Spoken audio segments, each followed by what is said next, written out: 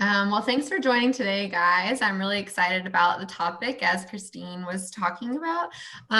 Thanks for coming. And Michael, I know you're quite the regular. Gwen, it's great to have you as well. So we have these wonderful housekeeping slides that we'll go through very quickly before we move on to our presentation today. So this is, if I can guess, there we go. There's a little bit of a delay, so I apologize for that. Marketo and Grades user group house rules, very straightforward. No self-promotion or pitching of any kind is permitted at mug events. Don't contact people outside of the user group without their consent. And if mug members share their use case at the user group, please don't share this information without their consent. So very straightforward. Please stay connected with our mug. You can navigate to mugs.marketo.com for more information about upcoming mugs. Just create an account using the email associated with your Marketo account, and you can join lots of different chapters. I know right now with this virtual experience, it's really fun to be able to join a lot of different mugs from all over, and we didn't really have that opportunity before. So feel free to continue to take advantage of this unique time.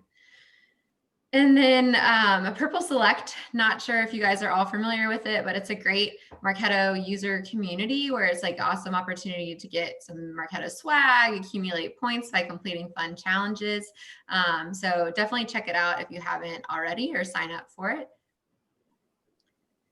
And upcoming opportunities. So the Marketo Champion Program, they recently extended the application deadline to December 18th.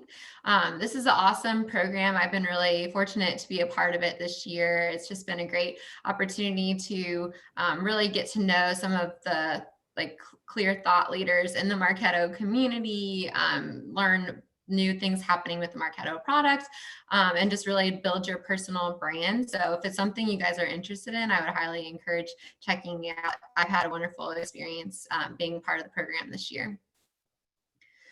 And then Adobe Summit, it is going to be virtual again this year. I know we're all sort of like sad about that, but makes sense. So there are some speaking sessions. I think the deadline just recently passed for that. And I think a couple people in our community have applied. So hopefully we'll get selected.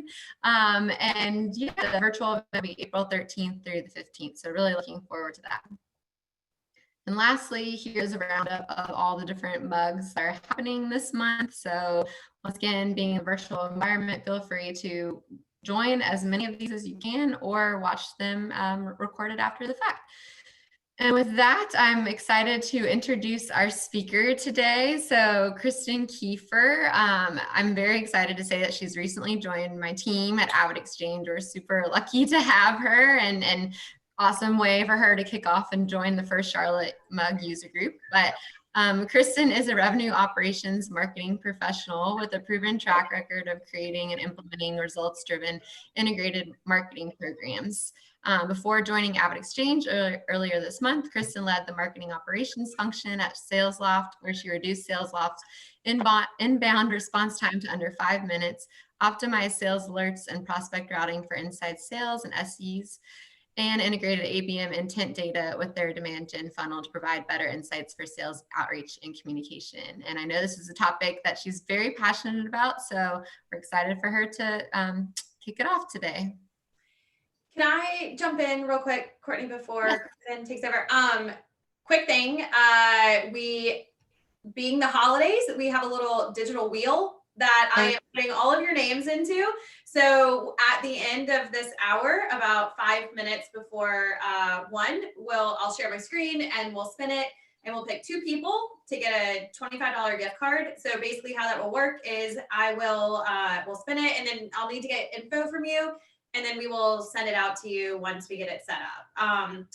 And then the other thing is, Courtney, I don't know if we want to go around and do quick introductions for everybody here, if you think that would be helpful, or.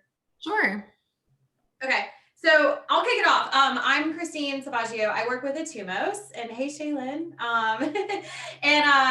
So Atumos is a consulting agency. We specialize in Marketo, but really all things marketing operations and CRM. And I co-lead the Charlotte Mug with Courtney, and we are in the middle of a reboot. So having you guys all here today is awesome.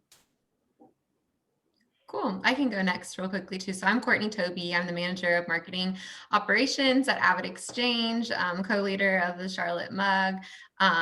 Worked with Kristen at Avid Exchange and worked with Shaylin at Premiere. So great to see you guys on here today. But yeah. I can go again. Kristen, marketing operations manager at Avid. Previously working at SalesLoft, and really excited to be in one of my first digital mug events with you all, talking about a session I'm really passionate about. I guess I'll go next. I don't know. I'm Michael Tucker. I'm a Marketo consultant. I run a company called the Conversion Store, and so we've been working in Marketo consulting for I guess about three years now, and I've been in this space about 6. Run the manufacturing Marketo user group. Love going to all the different Marketo user groups and helping to support the community and all of the different leaders that are putting together creative presentations like this one. And I'm really excited about the wheel. Honestly, I can't wait to be able to buy a vowel and kind of put on my thinking cap to kind of guess what the word is at the end of the day. So that'll be pretty exciting. I know it's literally a wheel with your names on it, Michael, and it's just going to land on one of you. It's not that amazing. No, you know, back in the day they used to be able to like take your money and like buy a trip or a couch or a car or something like that. So. No, this is. Sorry to let you guys down, but it will spin. So okay. Well, you know what I said to a creative director one time to do a rush project. I mean, like, if you can get this done before 2 o'clock, I'm going to buy you a car. And she got it done, and I came back with a brand new, fresh set of Hot Wheels for her. So hopefully, looking forward to the same thing here. That's awesome.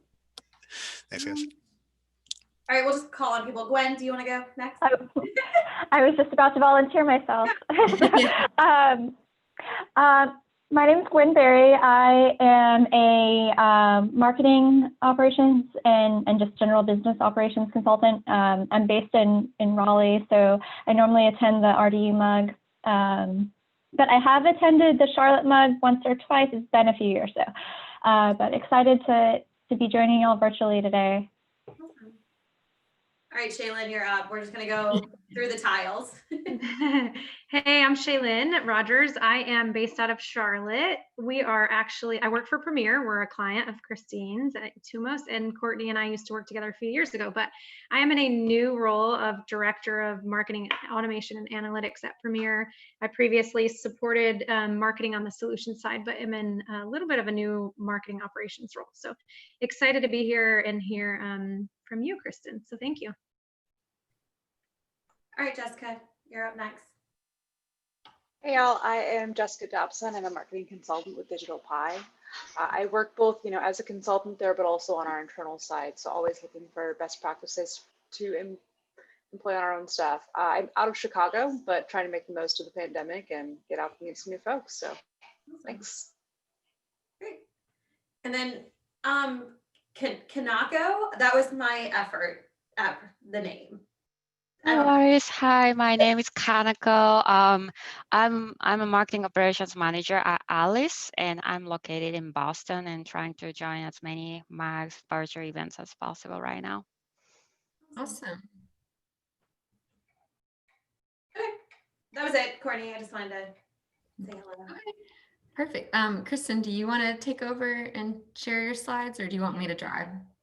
Yeah. Let's do that. And I'm going to go ahead and stop sharing my video. I'm having some bandwidth issues, but let's see. If you could go ahead and stop sharing, Courtney, and then I'll navigate to mine. All right.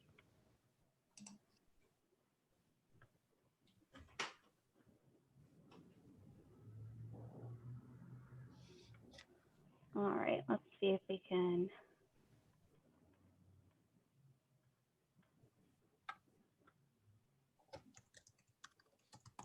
Having some technical difficulties here. No worries. Always seems to happen. I feel like when you don't want it to. It's the longest minute. Like I remember, I was in theater in high school, and they always say like, you think that it's a minute, it's every 10 seconds is like 2 minutes, and weird things happen. We were in a play once where one of the set people, there was supposed to be a chocolate cake. She tripped on the door sill coming in to make the change when the lights were out. Chocolate cake falls into the middle of the center of the floor, and we all look and realize we have 400 people in the crowd. So these things happen. But it looks great. Can you all see now? I have 3 screens, so Zoom's freaking out a little bit here. I can see your PowerPoint if you like the app itself. So I think you just need to run it. You're good. Let's see. All right, come on, mouse. Now my mouse is. Hello. All right. Can you all see it in like presenting mode or just pure per slide? Per slide. Fine. All right. So okay, we could go with that. Let's go with this. If you want to do just the slides, you can collapse the top with that little arrow on the right. I think if I remember correctly, if you press F11, it'll do all that for you. Or F5, excuse me, F5 will do it. Short codes. Nope. I can share. What is it, Murphy's Law, y'all, where That's one right. problem permeates to the next one? Yeah, Courtney, if you could share, that'd be awesome, just because. Yeah, I'm happy to drive. Just you might have to tell me when. Yeah, I'll just tell you next slide. Let's do that. Okay, let's go back here. Share the screen. Oh, wait a second. I think I just. Just while we're doing this, we were at Digital Summit over the summer, and one of the presenters had a 3-year-old who had like a crying fit in the middle of her presentation. So, COVID-19, right? Like these things, this is a good year for all sorts of different things. Oh, yeah, for sure. She was great though. She kind of held. Usually it's my dog. It's the same thing. Yeah. Okay. Let me. I think.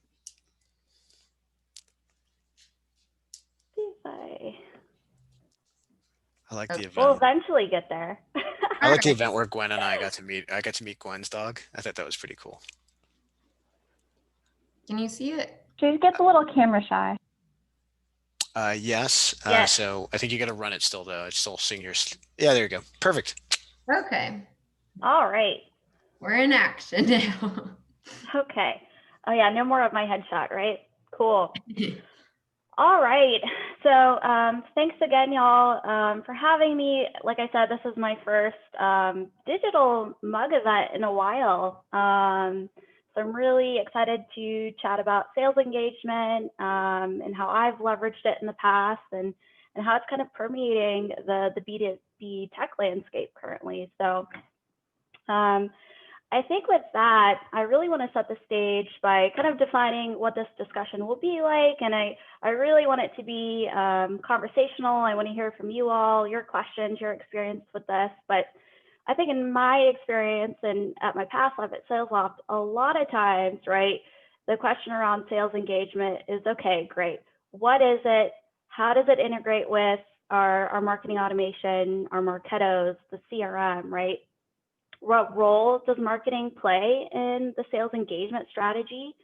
Who functionally within RevOps will own sales engagement? And finally, kind of wrapping this up, is how sales engagement is defining the modern sales playbook, both from an executionary standpoint, but both as well as tactically, right? So if you could go to the next slide. Awesome. And I think to kind of set the stage here, really, we can't talk about sales engagement as a system or as a strategy without defining kind of the current state of affairs with your modern sales playbook, right? So when we think about, how typically sales and, your inside sales teams are executing on their outbound strategies, a lot of times that's going to begin in your CRM, right? And there's a couple of things that have really come to play when you talk about like SalesLoft's journey as a technology, outreach, yes, any number of the players, and they'll all tell you probably the same thing, is that, CRM really was not a system to enable your sales team to be fully functional and operating, right? And we can run down the list of really kind of issues with that. But I want to draw your attention to two stats here, right? 2 attempts post MQL, right? This is a stat by Serious Decisions, which really kind of illustrates that post MQL or post qualified prospect, a lot of times your sales function is going to attempt to follow up with that qualified prospect twice, be it a phone call or an email, and then they're going to move on, right? But we know in the B2B selling environment, it's anywhere from 8 to 16 steps post MQL to actually garner that hand raise or even a meeting booked, right? So we're seeing issues within the CRM environment where reps really can't drive that outbound prospecting, functionally and in a meaningful way, right? And then on the flip side too, right? Even though a lot of organizations are using CRM to engage and follow up with your prospects, both inbound and outbound, a lot of reps are still working out of kind of old school Excel, or they have their own kind of call sheet. And then what we're saying is that all of that really great outbound sales activity is not syncing to CRM. So you're not getting a full view of what's actually driving opportunity creation. What, even as simple as how many steps does it take post MQL to convert or generate an opportunity, because reps are still kind of working within their own systems of execution in a silo outside of CRM, right? And so, on the flip side of that for reps, and I'll be curious if anyone on the call has experience in sales or working really closely with like your sales ops team, but a lot of times you'll hear from reps that aren't using sales engagement tools that, hey, even though I'm tied to this quota every quarter, every year, I find myself feeling like an admin in CRM, right? I'm having to log all of my tasks, all of my activities, and it turns into this productivity loss, because as much as marketing is wanting their sellers to follow up with those engaged leads, they're having to manage being both CRM admins to a certain degree and productive reps, right?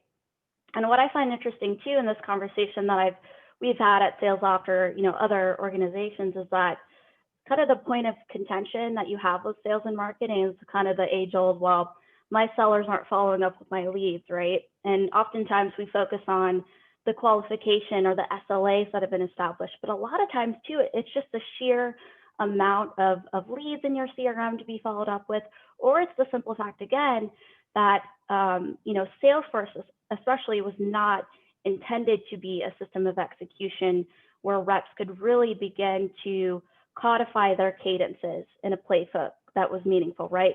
Thus, you get the scenario where reps are making 2 attempts post MQL, and then that lead goes dark, right? So a lot of challenges with a modern sales engagement definition, I think, within CRM, but also this idea of that, CRM is not acting as a system of execution for sales in the same way that CRM hasn't acted as a system of execution for marketing teams for a while, right? Thus the evolution and stronghold of Marketo, right? To drive top of funnel demand, to drive net new leads. CRM should still be considered a system of customer relations. It's a system of record, but we're finding that it's not a great system of execution for sellers, right? So if you could go to the next slide for me. So if we take this idea of, let's go with the notion that, CRM is not coming up to par with the system of execution needed to drive those 12 to 15 steps in the B2B selling environment. And we're just going to call this a system of record. This is where we want to establish, okay, what is sales engagement going to mean for you and your organization? And what we typically like to say is, hey, this is going to be a system where we can run our sales plays via an omni-channel approach, not just logging tasks and activities in CRM, but running one-to-one emails, call steps through an integrated dialer and other meaningful social interactions. Again, in the same way that Marketo has lent itself to providing that customer journey top of funnel for marketing teams. Again, scoring leads, lead gen initiatives, nurture-based programs, all within a system of record for marketing teams to have that visibility. We're wanting to establish that same type of system for our revenue facing teams. If you could go to the next slide. Awesome. So another question that comes up a lot for folks that are looking at sales engagement platforms, are already power users of CRM and Marketo, for example, is, well, how does it integrate, right? How does a system like Outreach or SalesLoft or Yesware integrate with our tech stack? And I think, again, it goes back to this idea that there's synergies between all three of these systems, right? If you look at CRM as being your system of record, this is where you're going to integrate all of your data points, all of your marketing and sales touch points, be it campaign tactics, analytics, qualification and SLAs, whereas your two systems, Marketo as an example and sales engagement, they're going to speak to different parts of the funnel, right? So sales engagement, if you go to the next slide for me here. Awesome. So use cases, right? So oftentimes too, when you think through a sales engagement platform like SalesLoft or Outreach, you're going to hear kind of similar jargon, if you will. You're going to hear things like automation rules and automated cadence follow-up, but really sales engagement is going to be a system where you can really have that personalized one-to-one email communications, right? Again, so we all love Marketo. We love the personalization features of Marketo, but really they're field maps, right? They're attempting to have that authentic personalization, but really you're not going to have that degree of personalization efforts in a one-to-one email communication like you would in a SalesLoft versus a Marketo, right? And that's not just mail merge fields, right? That's actually researching your prospects, the sellers researching their prospects, really understanding their pain points, and then curating that one-to-one email communication via a cadence step, right? So again, within the confines of sales engagement, typically you can create, and marketing and sales partners on this, to create templates and best practices around persona-based messaging. So once marketing passes the baton, so to speak, to a rep, they understand that this is the messaging that's going to drive that really meaningful email communication, right?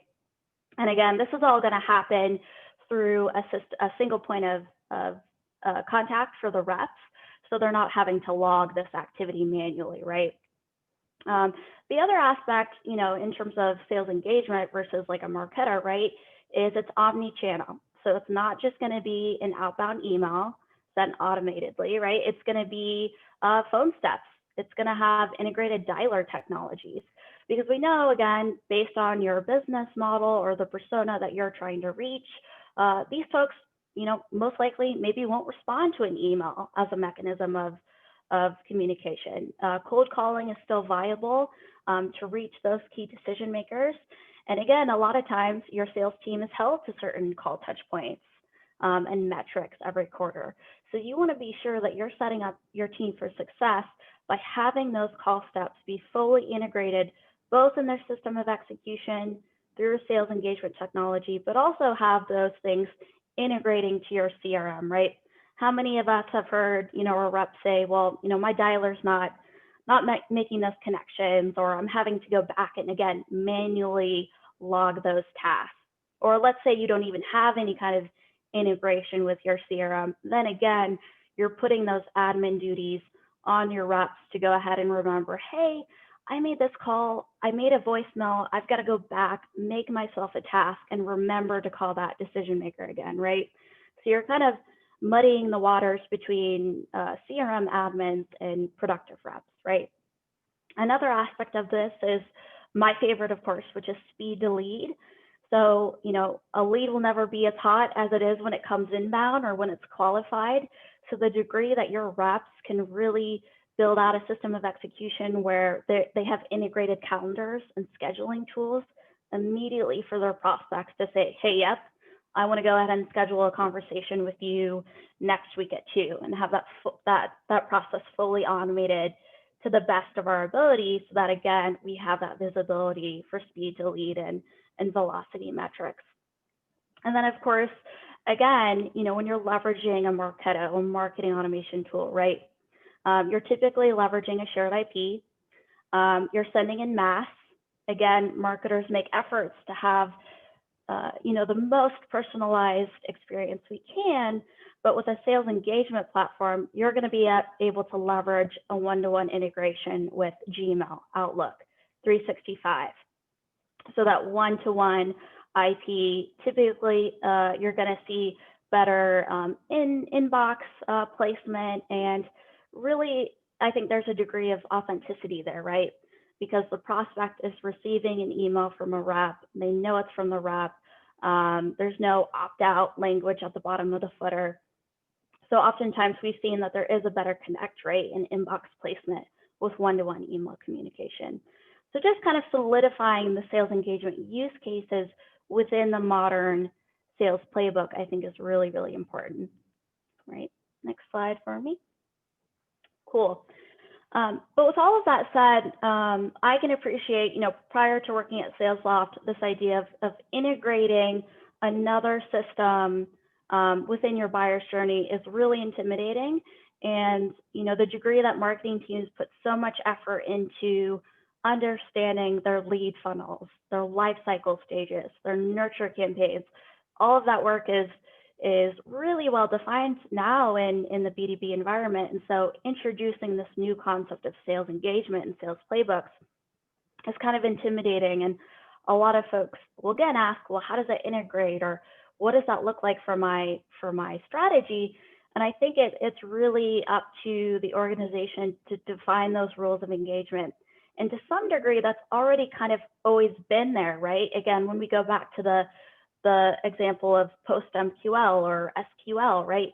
Once that prospect is qualified, the natural evolution of that communication and prospecting should be in your seller's hand through a system where they can execute on those highly personalized steps, right? So if you're very kind of demand gen, typical like waterfall, go-to-market strategy, or even if you're account-based, I think setting up those rules of engagement between marketing and sales is really important. The way we did it at SalesLoft was via an engaged account. Once we have an engaged account, we know that our outbound sales team is going to take ownership of that communication, right?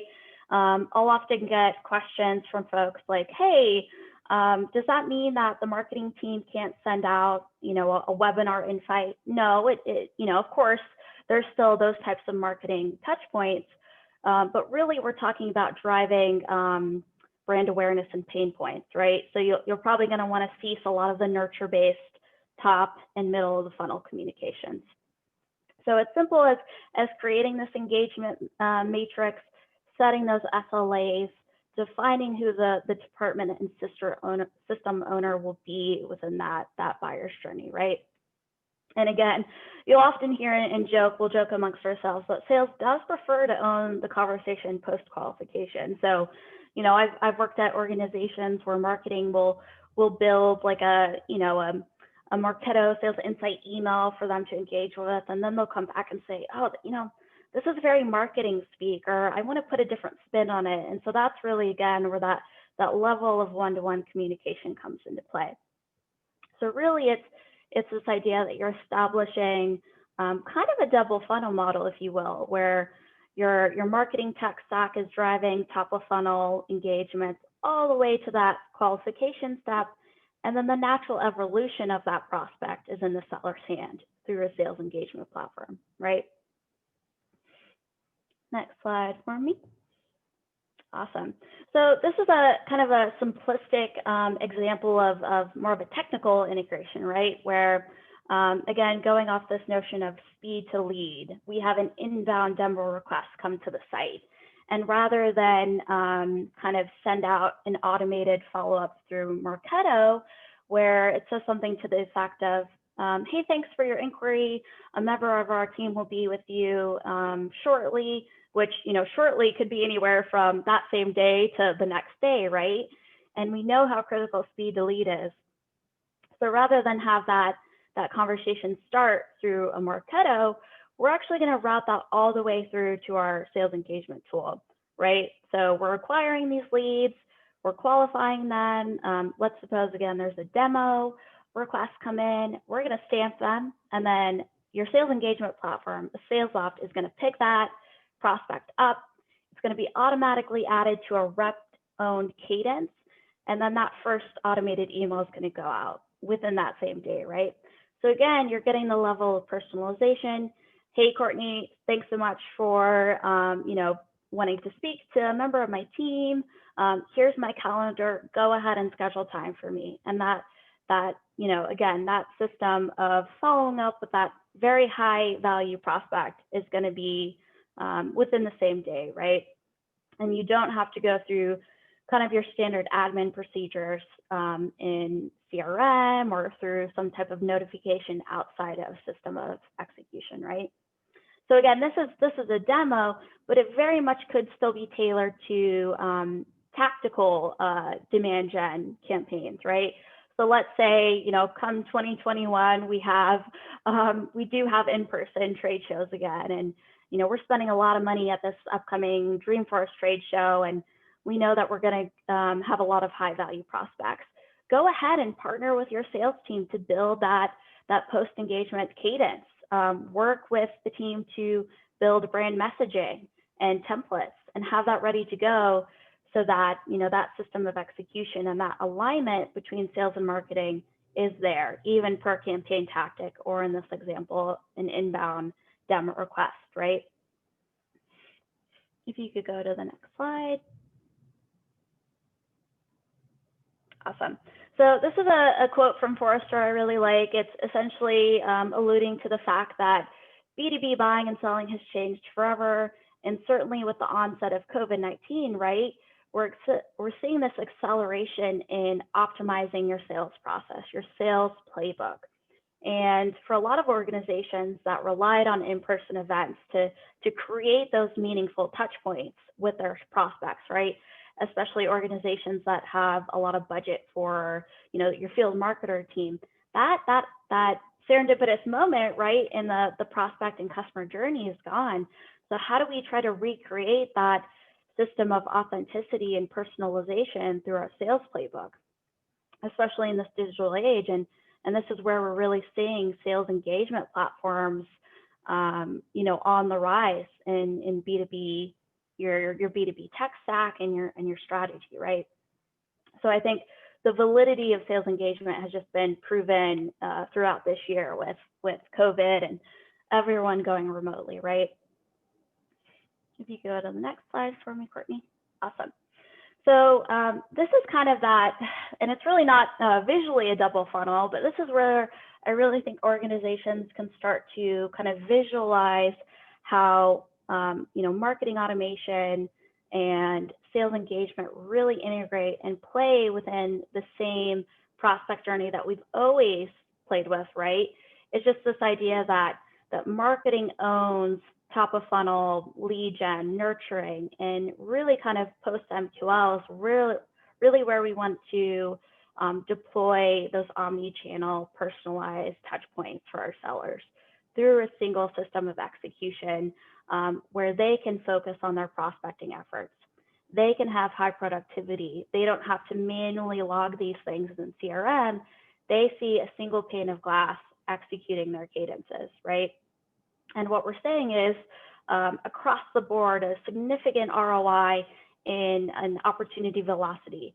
We're seeing organizations begin to garner that touch point data like they couldn't before.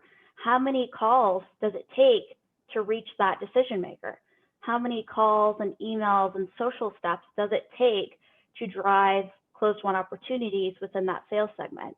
Whereas before, when you're reducing your reps to be both CRM admins and reps, you're really losing that focus on selling, right? Because they're focused on both selling and making sure that they're meeting their call steps and their email steps through manual tasks in CRM. So I think, ultimately ownership is really both sides of the coin. It's marketing and sales, owning the strategy together, understanding that both technologies have validity within your buyer's journey, but ultimately understanding that sales like marketing, requires a highly, system of execution where they can have full visibility into their prospecting efforts versus, being reduced to those CRM admins and really lack of follow-up, right? That we often see as a point of contention with sales and marketing. Why is sales not following up with my leads? I don't understand. We've established this scoring SLA, and yet they're still working out of their Excel playbooks, or they're picking and choosing and creating kind of their own means of qualification, where sales engagement is really going to begin to standardize those sales playbooks. Awesome. And I think we have time for questions. Yeah. So we have some questions ready for the audience, but I do want to ask if you guys, after hearing what Kristen just went through, do you guys have any specific questions for her that you'd like to ask?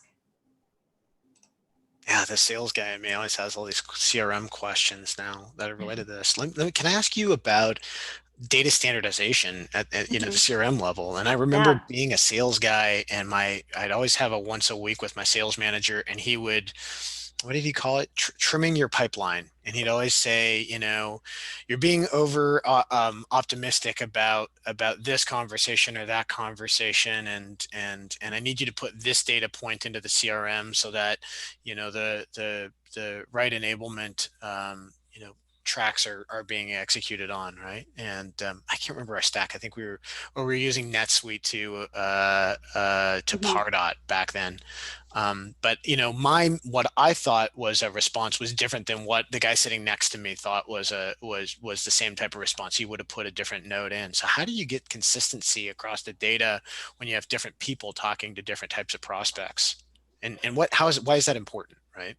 Yeah, that's a good question. I think it's interesting, to your point, a kind of interesting thing that comes out of sales engagement platforms is just that in some ways it acts as a call coaching and coaching mechanism where you're able to derive some of those insights and kind of begin to standardize what a valuable touch point means for your prospect. And to your point, I think it's just the nature of sellers that those things could be different. But ultimately, I think where the data is going to tell the story is through those meaningful touch points: meeting booked, call accepted, call back, right? So irregardless how you want to personally define what those meaningful touch points are, I think ultimately establishing those high value outcomes of your cadence is what's really going to kind of drive that consensus, if that makes sense. Yeah, that's a good one. So I have a follow-up question to that, Kristen. In your experience, do you feel like those that are successful sales engagement tools have a layer of a routing tool also as part of their tech stack, like a lean data or something like that?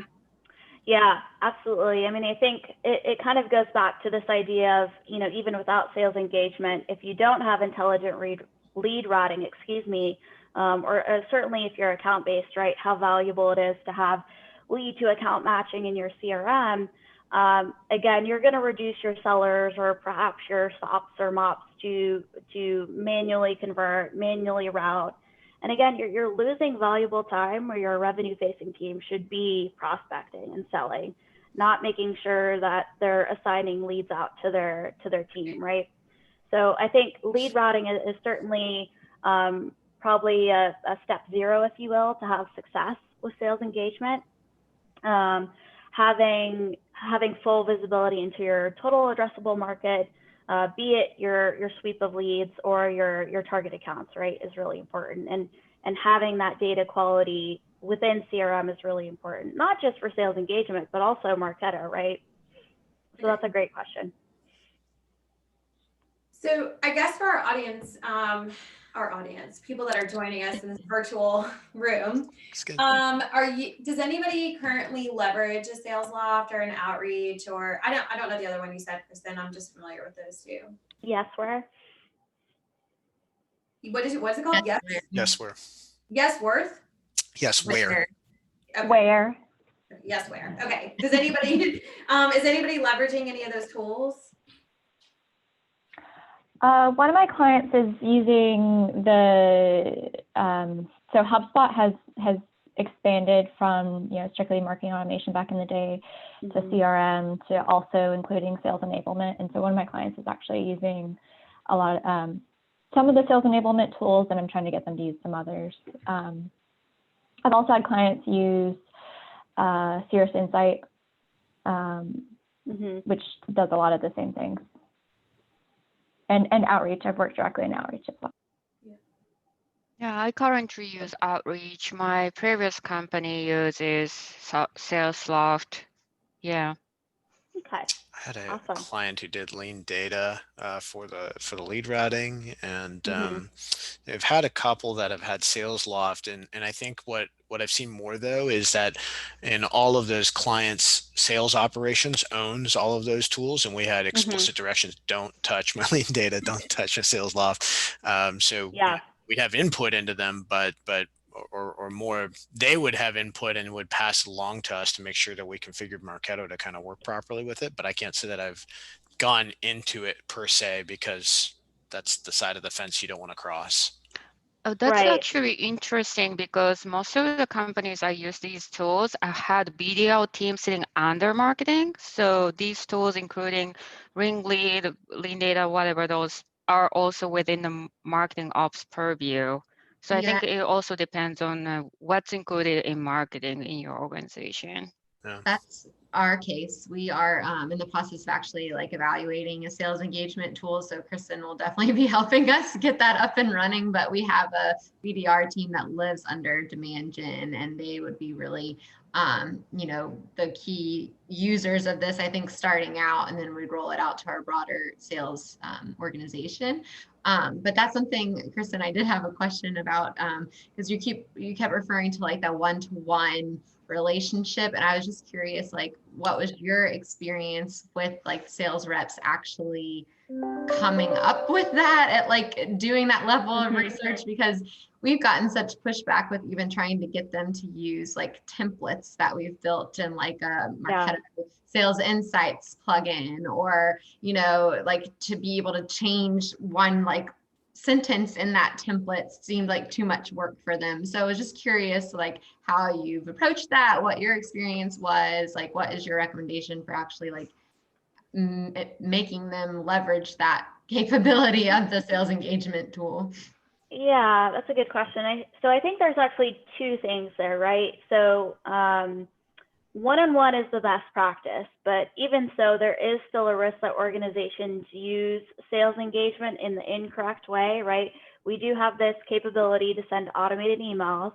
So I have seen organizations kind of, in a way, supplement sales engagement for like a Marketo or automation, and it's really not best practice. You're not going to garner that ROI.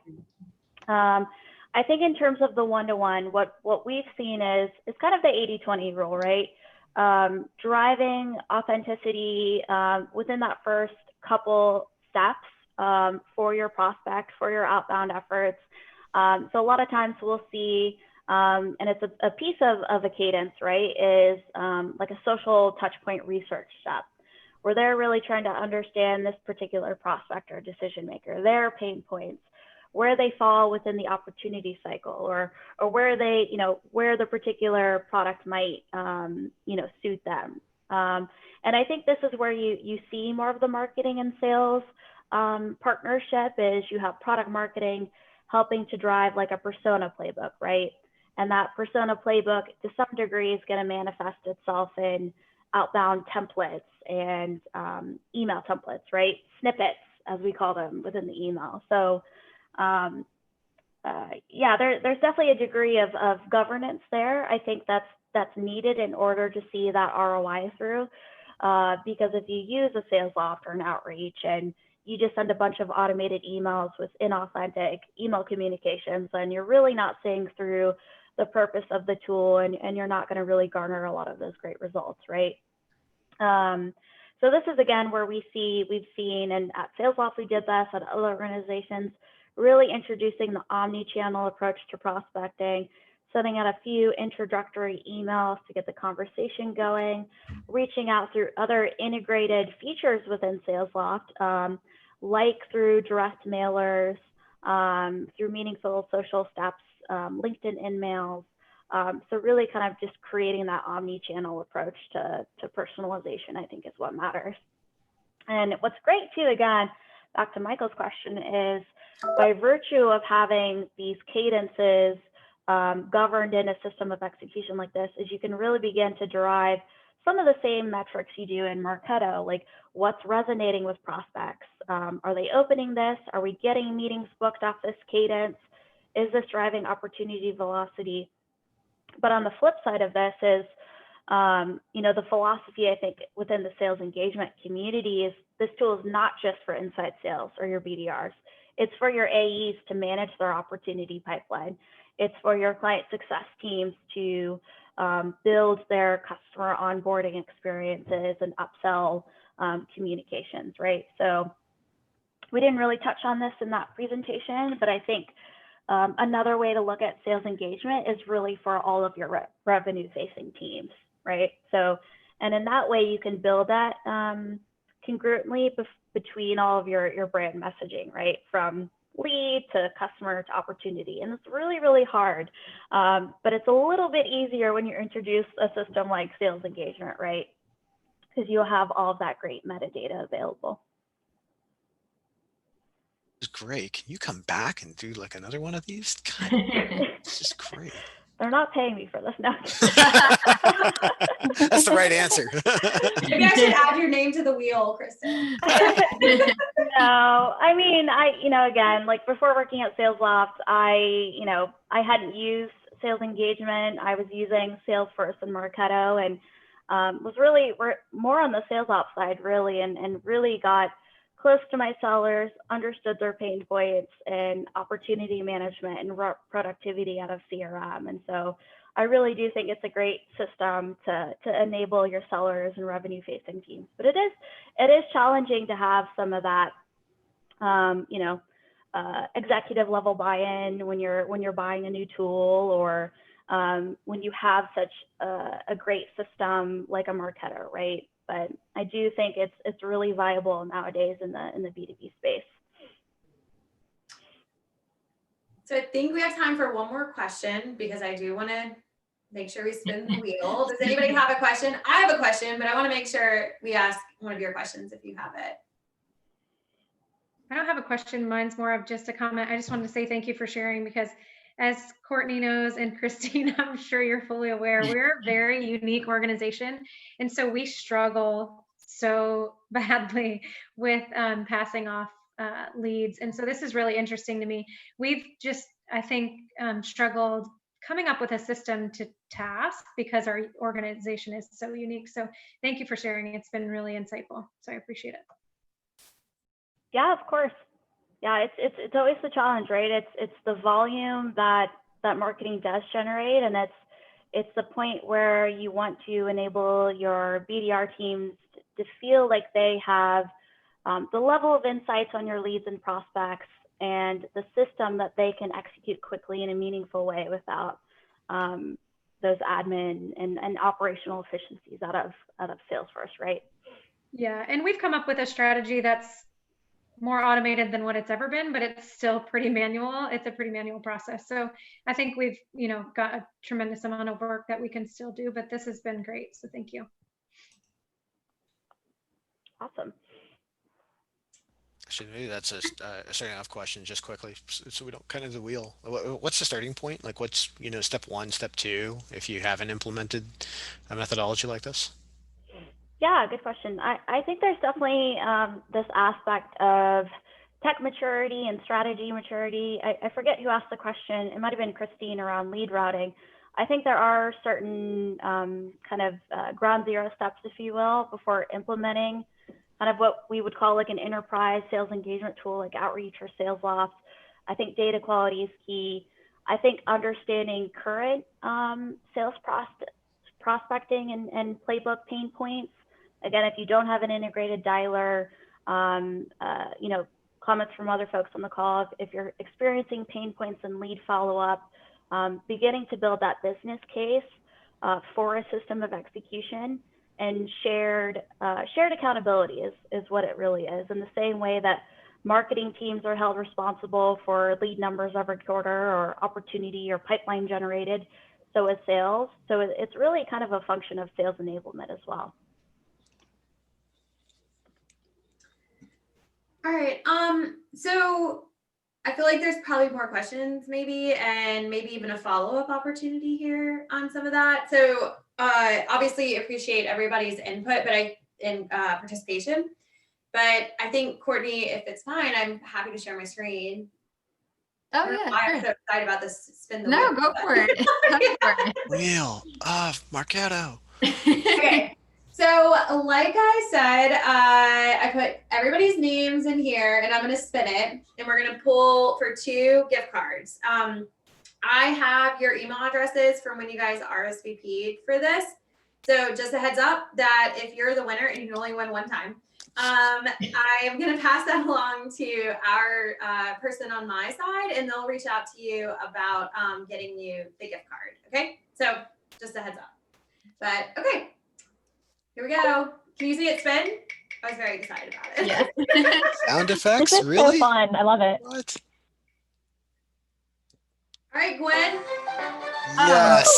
Oh, Yes. All Yes. right. I feel like we need some like NSYNC happy holidays in the background or something. All right. Awesome. All right, Gwen, I'm gonna hide your name. I allowed me to hide you because you're a winner. And then we'll do the second one. It's just the Merv Griffith Enterprise thing. Oh my gosh. Oh. Found a line. I Nice. feel snuck it in there. Yeah, you just missed it. Yeah. So okay. So Jessica and Gwen, we'll be in touch. Congrats. And again, thank you all for joining us today. That's all I have on our side. I don't know, Courtney and Kristen, if you guys want to. Yeah, no, just hope you guys have a great holiday season and be on the lookout for some more mug invitations from us in the new year. So we've almost survived 2020. I feel like that's something we should all celebrate. So That was a great session, guys. I can't wait to see what have you thought of what you're doing in January, by the way? Next Marketo session is any ideas that are. Do you guys have ideas? yeah. Like Get Gwen to speak. I want to hear Gwen do one, truthfully. Not to put you on the spot, Gwen, but you're one talented person. I've enjoyed all of our chats when we used to meet back in person back in the day. I'd have to come up with a topic. Just saying. Yeah. But can we, not to force one in there, but would you be willing to do one in January, maybe? I'd be willing to do one. That I don't. Maybe January. I'm really putting you on the spot. I'm so sorry. But I'd have to see how long it takes to come up with a topic. I know, but you have a very good mind for this, so I'd really welcome a presentation from you. So anyway, just saying, January. Let's All right. Charlotte back. Well, Let's do it. Well, so I need to follow up with Courtney and Christine then on that. Is that right? Okay. Yeah. All Yeah. right. You guys Also, have, like topic ideas and want to shoot them over to us. Obviously we're in the Mops Pros channel and just all of that, and happy to take any kind of feedback. But yeah, that sounds good. Okay. Cool. Thank you. well, thank you. This was awesome. Thank you so much, everyone. Yeah, thank you for Guys, coming. good Bye. to meet you. Have a great Happy day. Happy New Year. Bye guys. Bye. See ya. Bye.